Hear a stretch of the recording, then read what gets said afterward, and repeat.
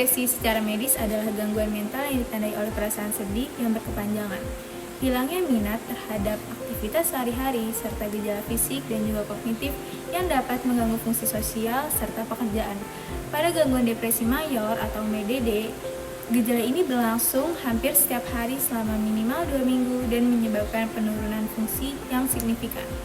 Gejala depresi atau gejala gangguan depresi mayor MDD meliputi yang pertama itu ada suasana hati tertekan. Yang kedua itu ada hilangnya minat, tidak menikmati aktivitas yang biasanya disukai. Yang ketiga ada perubahan nafsu makan seperti penurunan ataupun peningkatan berat badan yang signifikan. Yang keempat ada gangguan tidur seperti insomnia ataupun tidur secara berlebihan. Yang kelima ada kelelahan seperti rasa lelah atau kurang energi yang terus-menerus. Yang keenam ada perasaan tidak yang berharga, rasa bersalah ataupun tidak berharga yang berlebihan. Yang ketujuh ada sulit konsentrasi. Yang kedelapan pikiran kematian atau pikiran untuk bunuh diri ataupun usaha untuk melakukannya.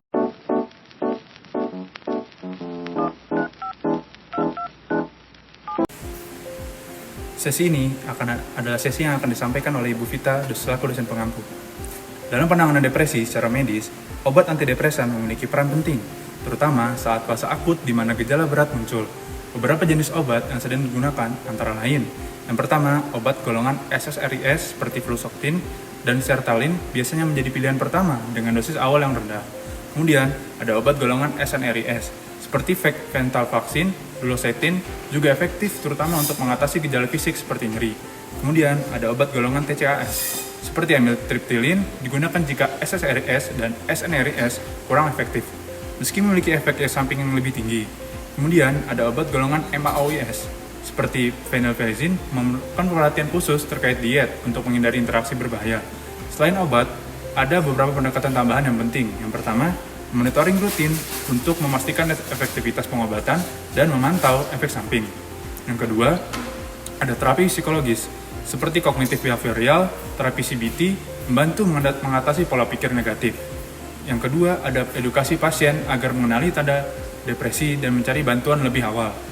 Selanjutnya, ada gaya hidup sehat dengan olahraga, pola makan seimbang, dan tidur yang teratur yang cukup. Kemudian ada dukungan sosial dari keluarga dan teman-teman untuk mengurangi isolasi. Namun, penting dipahami bahwa obat antidepresan umumnya efektif untuk fase akut, tetapi tidak cukup untuk pemeliharaan jangka panjang. Oleh karena itu, pendekatan holistik yang menggabungkan terapi medis dan spiritual dan dukungan sosial sangat penting untuk diperlukan dalam perjalanan penyembuhan pasien depresi. Selanjutnya adalah pandangan Islam terhadap depresi. Depresi adalah gejala yang banyak ditemui pada generasi muda pada saat ini. Seringkali, depresi dikaitkan dengan kurangnya iman dan jarangnya seseorang dalam melaksanakan sesuatu ibadah. Terutama dalam agama Islam, pandangan ini seringkali digunakan untuk menilai orang-orang yang mengidap gejala depresi. Seperti yang sudah dijelaskan tadi, depresi merupakan gejala yang terdefinisikan secara klinis, begitu pula dengan penyebabnya. Oleh karena itu, pemicu depresi tidak ada kaitannya dengan iman ataupun ibadah seseorang. Akan tetapi, dalam Islam sendiri memiliki pandangan ataupun pembahasan terkait depresi ini. Dalam Al-Quran sendiri, depresi terdefinisikan dalam berbagai kosakata bahasa Arab. Salah satunya adalah kata hazan. Menurut Imam Al-Asafani dalam kitabnya Mufradat Al-Faizil Quran, hazan adalah keadaan jiwa yang sedih. Ada juga yang berpendapat bahwa hazan ini bermakna adalah perasaan yang sedih karena tidak beruntung, kehilangan sesuatu yang disayangi, dan ketidakberdayaan dalam melaksanakan sesuatu. Hazan juga terkadang berupa perasaan tidak senang dengan apa yang terjadi, dengan berbagai problem yang dihadapi atau kondisi di luar kehendak manusia itu sendiri, yang membuatnya secara psikologis berada di bawah tekanan sehingga dapat bersangkutan dalam keadaan mental seseorang. Selanjutnya yaitu penanganan depresi secara Islam. Yang pertama yaitu mengikuti petunjuk Allah dan Rasulnya. Dengan menjalankan ajaran Allah dan Rasulnya, hati kita akan jauh dari kekhawatiran dan kesedihan. Yang kedua yaitu istiqomah dalam tauhid, keyakinan bahwa hanya Allah yang menjaga dan memelihara kita, akan memberikan ketenangan. kita tidak akan takut akan masa depan atau bersedih atas masa lalu. Yang ketiga yaitu optimistik, jangan lemah dan jangan bersedih hati. Dengan sikap optimistik, kita akan menjadi lebih kuat di hadapan Allah Subhanahu wa taala. Yang keempat, merasa selalu bersama Allah Subhanahu wa taala. Sugestikan pada diri kita bahwa Allah selalu bersama kita. Semua yang terjadi ada dalam pengawasannya. Yang kelima, yaitu bersyukur atas nikmat Allah Subhanahu wa taala. Ingatlah nikmat yang telah Allah berikan. Rasa bersyukur akan menghapus kesedihan dan kekhawatiran yang menghantui diri kita. Yang keenam yaitu memperbanyak doa dan istighfar. Dengan berdoa, beristighfar, dan beramal soleh, hati kita akan menjadi lebih tenang dan pikiran lebih jernih. Depresi adalah kondisi mental yang dapat mempengaruhi kualitas hidup seseorang, dan dalam Islam pengobatan terhadapnya tidak hanya melibatkan aspek medis, tetapi juga mencakup aspek spiritual, mental, dan sosial. Berikut ini adalah beberapa cara untuk mengatasi depresi menurut Islam. Yang pertama, yaitu mendekatkan diri kepada Allah. Islam mengajarkan pentingnya mendekatkan diri kepada Allah untuk mendapatkan ketenangan hati. Dalam Al-Quran, Allah berfirman, alladzina amanu wa tatma'inu qulubuhum bizikrillahi ala bizikrillahi tatma'inul qulub. Artinya, ingatlah hanya dengan mengingat Allah hati menjadi tentram. Quran surah Ar-Ra'd ayat 28. Mendekatkan diri kepada Allah melalui ibadah seperti sholat, membaca Al-Quran, berzikir, dan berdoa dapat memberikan ketenangan batin yang sangat dibutuhkan oleh seseorang yang sedang mengalami depresi.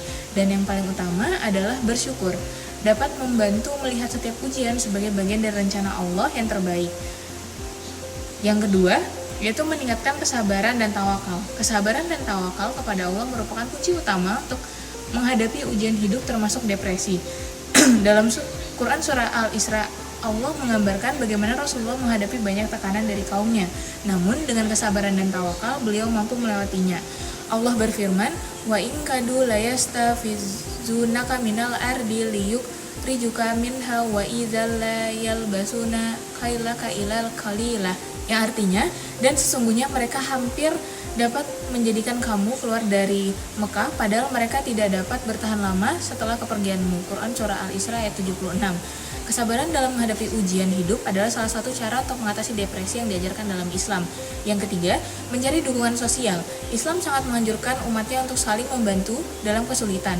Dukungan sosial dari keluarga, sahabat, hingga kerabat dapat memberikan rasa nyaman dan mengurangi beban psikologis seseorang yang sedang mengalami depresi.